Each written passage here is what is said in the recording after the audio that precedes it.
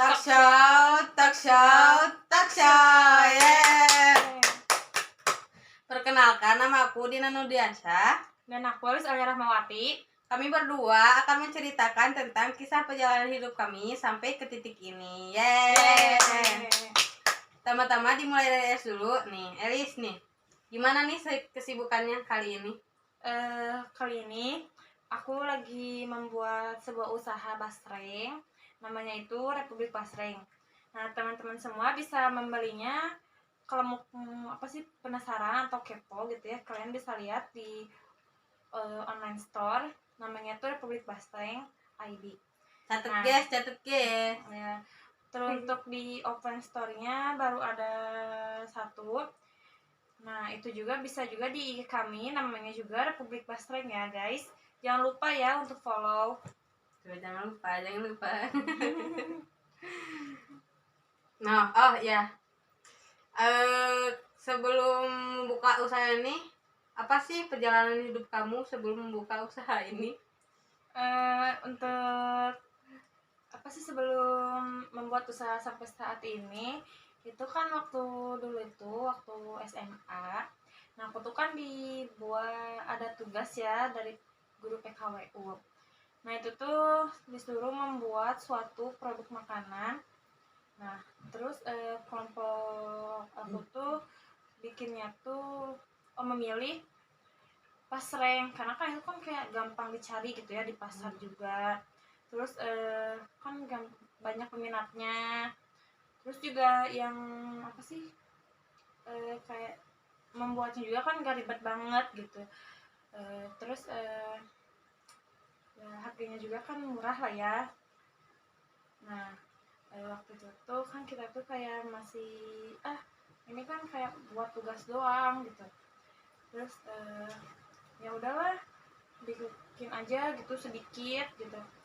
Nah, terus pas minggu depannya itu kan kayak di voting ya, yang mana gitu yang terbaik gitu. Nah, yang terbaik itu bakal dikasih investasi dari guru kita.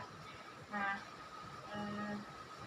alhamdulillahnya waktu itu tuh kelompok aku tuh jadi yang terbaik dan dapat investasi gitu.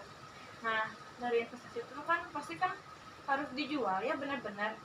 Nah, waktu itu kita tuh kayak ya udahlah, bikin dulu posternya gitu, harganya gitu yang murah dulu lah, 5.000 sebungkus. Nah, ternyata banyak yang minat juga gitu ya, beli juga. Nah, dihitung lah. Terus pas kayak bikinnya tuh emang kita tuh sampai pulang malam lah, jam 11-an gitu. Untuk kayak buat basreng doang gitu, karena kan itu kan masih sibuk ya, kita tuh kayak pulang sekolah jam 4, terus juga harus itu kan kayak besoknya tuh kan si pelanggannya tuh kan pinginnya tuh kan kayak besok gitu. Nah, otomatis kan harus malamnya tuh kan harus bikin. Nah, tuh terus kayak sampai dari jualan kita tuh kayak dapat untung gitulah. Jadi semua rasa lelah kita tuh kayak terbayarkan lah dengan dapat keuntungan itu. Nah, habis itu tuh kan kita tuh kan kayak nggak dilanjut lagi ya, kayak membuat basrengnya tuh karena kan kayak sibuk lah ya pas 12 mah buat ujian lulusan, terus masuk perguruan tinggi negeri. Terus aku juga kayak ya udahlah, stop dulu lah. Nah, baru pas udah kayak lulus SMA, nah aku tuh kayak kan menunggu juga ya kayak hasil keputusan SNMPT lah gitu. Nah, aku tuh kayak kepikir udah di rumah kayak kayak diem aja gitu, ngapain gitu. Terus juga ngelamar kerja kan belum dipanggil, jadi kayak mendingan buat usaha aja dulu gitu yang basreng gitu. Yang kemarin kan juga banyak juga kan pelanggannya juga. Nah, mulailah ditawarin gitu ke teman-teman, kayak ke IG juga kita kayak posting juga gitu. Nah, terus tuh di situ tuh kayak masih baru jalannya tuh kayak online doang gitu. Nah, dari situlah mulai kayak banyak yang beli. Nah, sampai 1 tahun, nah itu kayak udahlah sampai ada keuntungannya, itu bisa buat nyewa apa sih, nyewa toko ya, nyewa toko atau ruko gitu. Nah di toko atau ruko ini tuh gak cuma basreng aja gitu ya, takutnya kan bosan gitu ya pelanggan tuh, jadi ada kayak makaroni, bihun, mie, sama yang kerupuk, yang makanan yang lain juga lah gitu. Terus juga ada banyak varian-varian yang baru juga gitu, tapi harganya masih tetap sama kok, 6.000. Sedangkan tuh kan guys. Nah, apa nih wish untuk kedepannya, harapan kamu ke depannya? Untuk ke depan sih aku pengennya kayak membuat apa sih, cabang juga sih ya, sampai yang terkenal ke Indonesia gitu sih, Indonesia juga. Terus juga pengen juga kayak pelanggannya itu kan makin banyak, terus kayak apa sih, mereka pengennya tuh basreng itu, Republik Basreng itu terkenal gitu sampai mancanegara gitu. Nah paling itu sih, itu dulu sih pengennya. Tuh, itu guys perjalanan hidupnya. Jadi untuk menjadi seorang pengusaha itu butuh perjalanan yang harus dilalui step by step, gak bisa instan. Terus gimana nih, Dina juga kan katanya membuat sebuah usaha ya. Ya. Usaha apa nih kalau boleh tahu?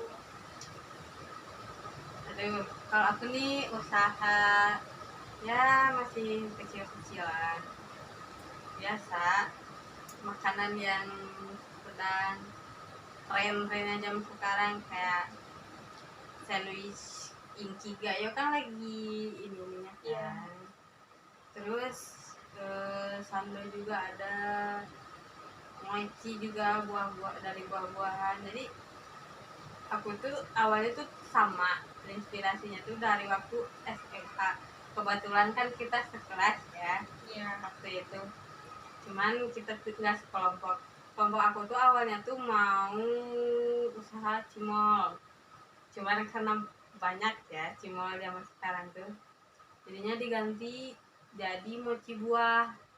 Karena kebanyakan kan sekarang minuman-minuman kan yang nggak jelas tuh, kayak wah gitu. Iya. Nah kali ini aku tuh terinspirasi dari buah, karena kan kebetulan bapakku tuh seorang ya usaha buah gitu kan. Terus awalnya tuh dalam tugas itu kita hampir dikatakan gagal karena pengelolaan keuangannya itu tidak terkelola.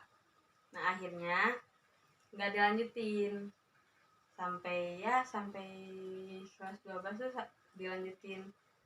Cuman kan karena kan sesudah lulus kelas 12 kan kuliah kan, pasti harus punya uang saku nih.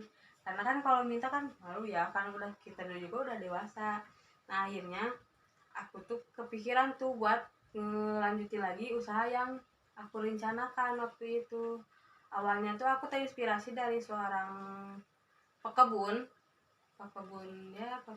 buah, kayak petani sayuran, kayak liatnya juga kayak enak gitu ya. Jadi awalnya tuh aku tuh belajar berkebun dulu, buat ya hitung-hitung buat ngisi bahan baku buat usaha bapakku.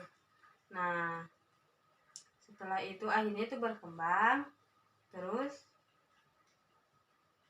aku lanjutin nih yang sandwich ini, sandwich buah. Kebetulan kan buahnya segar dari perkebunan aku itu sendiri.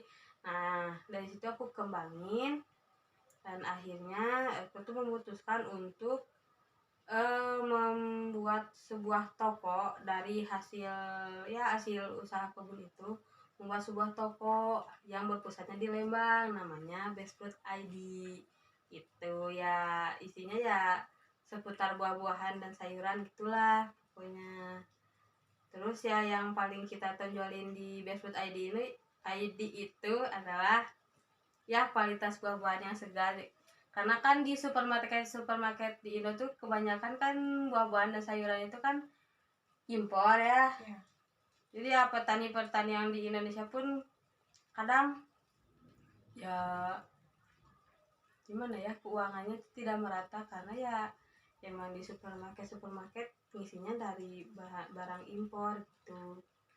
Jadi kali ini ya hitung-hitunglah, cobain buah-buahan, bahwa buah-buahan kita juga ya kualitasnya juga sama baiknya kayak yang buah-buahan impor gitu loh. Nah, untuk kedepannya gimana nih? Kedepannya gimana? Rencana apa? Kedepannya itu harapan aku tuh buah-buahan dari Indonesia tuh bisa ekspor ke mancanegara gitu, kayak buah-buahan khas dari kita gitu.